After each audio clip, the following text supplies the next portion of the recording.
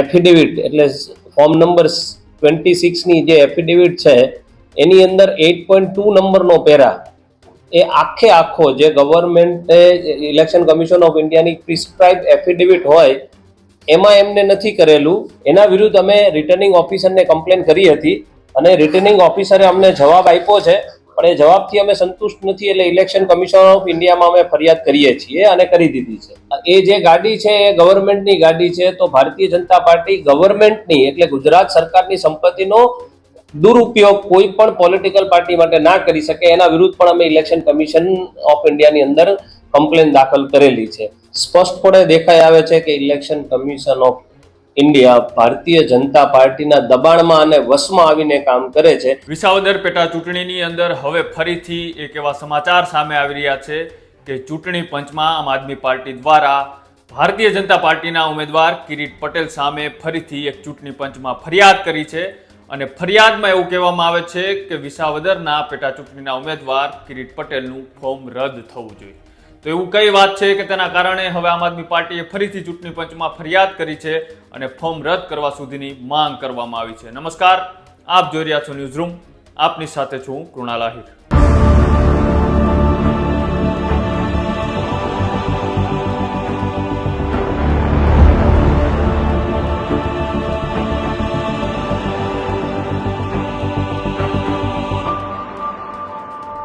વિસાવદરની ચૂંટણીની અંદર ફોર્મ ચકાસણીનો સમય પણ પૂરો થઈ ગયો. જે ઉમેદવારોએ ફોર્મ પાછા ખેંચવાના હતા એ ઉમેદવારોએ પોતાની ઉમેદવારી પરત ખેંચી લીધી.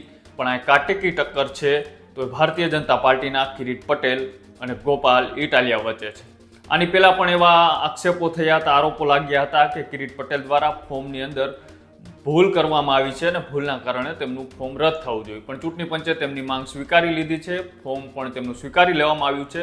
અને હવે આમ આદમી પાર્ટીના લીગલ સેલના પ્રવીણ ઠક્કરે એક ફરીથી ચૂંટણી પંચને ફરિયાદ કરી છે અને કહ્યું છે કે ચૂંટણી પંચ ભારતીય જનતા પાર્ટીના ઇશારે કામ કરે છે અને જે ત્યાંના ઉમેદવાર છે ભારતીય જનતા પાર્ટીના કિરીટ પટેલ, તેમને ઉમેદવારી ફોર્મ ભરતી વખતે પાના નંબર 8.2ની અંદર એ વિગતો છુપાવી છે અને ડિલીટ કરી દેવાના પણ એમના દ્વારા આક્ષેપો લગાડવામાં આવ્યા છે. બીજી એવી પણ વાત કરવામાં આવી છે કે તેમની જે મિલકત છે એ મિલકત છુપાવવાનો પણ આ એફિડેવિટની અંદર પ્રયાસ કરવામાં આવ્યો છે. તેમ છતાંય ચૂંટણી પંચ આની ઉપર કેમ પગલાં નથી લેતું. ત્રીજો મુદ્દો એવો પણ કહેવામાં આવ્યો છે કે જેમની તે ફોર્ચ્યુનર છે, ફોર્ચ્યુનર તેમના નામે છે, તેમ છતાંય તેમની માહિતી છુપાવવામાં આવી છે એફિડેવિટની અંદર અને તેની પર ચૂંટણી પંચ કામ કરે અને આમનું ઉમેદવારી ફોર્મ તાત્કાલિક ધોરણે રદ કરવાની ફરીથી માંગ ઉઠી છે.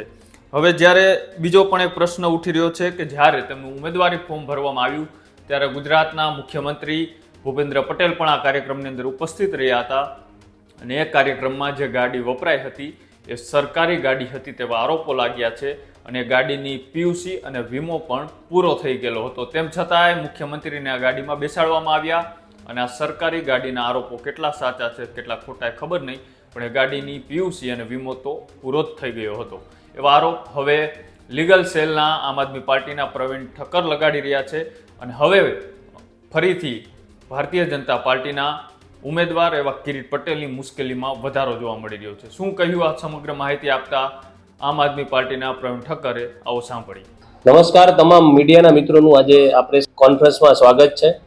આજે આપણે વિસાવદરનું જે પેટા ચૂંટણી થઈ રહી છે એમાં ભારતીય જનતા પાર્ટીના કેન્ડિડેટ દ્વારા કેવી ગડબડ કરવામાં આવી રહી છે અને કાયદાકીય રીતે જે કંઈ ઇલેક્શન કમિશનની ગાઈડલાઈન હોય એનું પાલન કરવામાં આવી રહ્યું નથી, તેના વિશે આજે વાત કરવાની છે.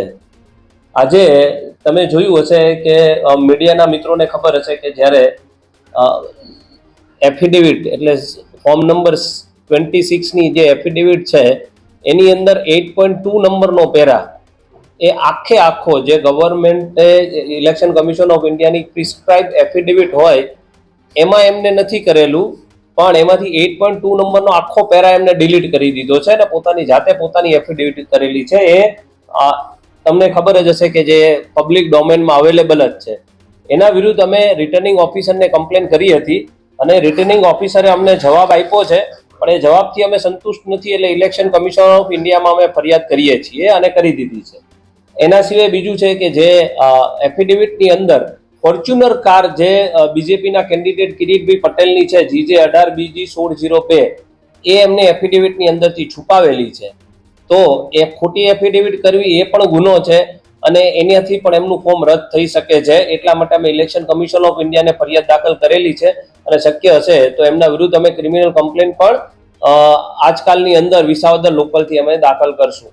એના સિવાય ત્રીજી મહત્વની વાત એ છે કે સરકારી સંપત્તિનો બેફામ ભારતીય જનતા પાર્ટી દ્વારા દુરુપયોગ થઈ રહ્યો છે કે જેમાં આપણા માનનીય મુખ્યમંત્રી શ્રી ભૂપેન્દ્રભાઈ પટેલ, તમે જોયું હશે કે એક ગાડીમાં સવાર થઈ અને રોડ શો કરતા હતા અને એમાં એ જે ગાડી છે એ ગવર્મેન્ટની ગાડી છે. તો ભારતીય જનતા પાર્ટી ગવર્મેન્ટની એટલે ગુજરાત સરકારની સંપત્તિનો દુરુપયોગ કોઈ પણ પોલિટિકલ પાર્ટી માટે ના કરી શકે એના વિરુદ્ધ પણ અમે ઇલેક્શન કમિશન ઓફ ઇન્ડિયાની અંદર કમ્પ્લેન દાખલ કરેલી છે. અને મારે વિશેષ કરી અને વિસાવદરની જનતાને કેવું છે કે તમે પોતાનો મત વેડફતા નહીં, કારણ કે જો આમનું નોમિનેશન રદ જ થવાનું છે અને જો માની લો કે કદાચ જીતવાના નથી પણ જો જીતી જાય તો પણ તમારા આપેલો મત છે વ્યર્થ જશે, કારણ કે ભવિષ્યમાં એમનું નોમિનેશન અથવા તો એ જીતીને આવશે તો એમની ડિસ્ક્વોલિફિકેશનની પ્રોસેસ થવાની છે. એટલે વિસાવદરની જનતાને વિનંતી છે કે તમે પોતે પોતાનો મત વેડફતા નહીં અને માનનીય શ્રી ગોપાલભાઈ ઇટાલિયાને મત આપી અને તમારું અને તમારા વિધાનસભામાં મજબૂતાઈ રીતે કોઈ તમારો રિપ્રેઝેન્ટેટિવ આવે એટલા માટે ગોપાલભાઈ ઇટાલિયાને જીતાડવા વિનંતી છે. પ્रणवભાઈ, ફ્રી ફેર ઇલેક્શનની વાત ઇલેક્શન કમિશન દ્વારા કરવામાં આવે છે એટલે કોઈ પણ ડર વગર ઇલેક્શન કમિશનમાં જે રહેલા જે અધિકારીઓ કર્મચારીઓ એ કામ કરે. તો તમને લાગે છે કે ભૂતકાળમાં વિપક્ષના જે કોઈ ઉમેદવારો હોય તેમના ફોર્મ રદ થયા પણ જોયા છે, પરંતુ સત્તાપક્ષના જ્યારે ઉમેદવાર આવી ભૂલો કરતા હોય, આટલી ગડબડો થતી હોય તો કાર્યવાહી નથી થઈ રહી જેવી હોવી જોઈએ. તમે શું માનો છો ઇલેક્શન કમિશનના આ દાવો? સ્પષ્ટપણે દેખાઈ આવે છે કે election commission of India Bharatiya Janata પાર્ટીના દબાણમાં અને વશમાં આવીને કામ કરે છે. સરકારી કર્મચારી છે નીચા લેવલનોથી માંડી અને ઇલેક્શન કમિશન ઓફ ઇન્ડિયાના કમિશનર સુધી તમામ લોકો, કારણ કે રિપીટેડલી ઘણી બધી અમે એવી કમ્પ્લેન કરેલી છે. 2022માં પણ કરેલી છે, આ દિલ્હીના ઇલેક્શનમાં પણ કરેલી હતી, અત્યારે પણ અમે આ કરેલી છે. છતાં પણ રિટર્નિંગ ઓફિસરે બરાબર આનું ફોર્મ રદ જ થવું જોઈએ કિરીટભાઈ પટેલનું, છતાં પણ એમને ફોર્મ રદ ના કર્યું. હા, અમને એવી જાણવા પણ મળ્યું છે કે એમને એવું છે કે ના વાત તમારી સાચી છે, પણ હવે અમારે દબાણમાં છીએ. એટલે ભારતીય જનતા પાર્ટીની ખૂબ જ દાદાગીરી સરકારી તંત્ર ઉપર ચાલે છે અને ઇલેક્શન કમિશન ઓફ ઇન્ડિયા ઉપર ચાલે છે. રિસ્પોન્સ મળી રહ્યો છે ઇલેક્શન કમિશન તરફથી? તમે જે રજૂઆતો કરી છે કે ફરી જવાબ જે મળવો જોઈએ તમને જે? ના, અત્યાર સુધી તો અમારી કમ્પ્લેન એમને રિસીવ થઈ છે, એનું રિસીવનો મેલ આવેલો છે, પણ હજી સુધી એના ઉપર કઈ એમને એક્શન લીધા છે અથવા તો અમને કઈ રિપ્લાય સબમિટ કરાવ્યો જો નથી. માની લો કે ઇલેક્શન કમિશનમાંથી તમને ન્યાય નહીં મળે તો પછી આગામી દિવસોમાં હાઈકોર્ટ કે પછી સુપ્રીમ કોર્ટ તરફ જવાની તમારી તૈયારી? એટલે અમારી પાસે એક જ રેમેડી બચે છે કે હાઈકોર્ટની અંદર અમારે ઇલેક્શન પિટિશન ફાઇલ કરવી પડશે અથવા તો ઇલેક્શન જો એમનું નોમિનેશન રદ ના થાય તો એના માટેની તજવીજ કરવી પડશે.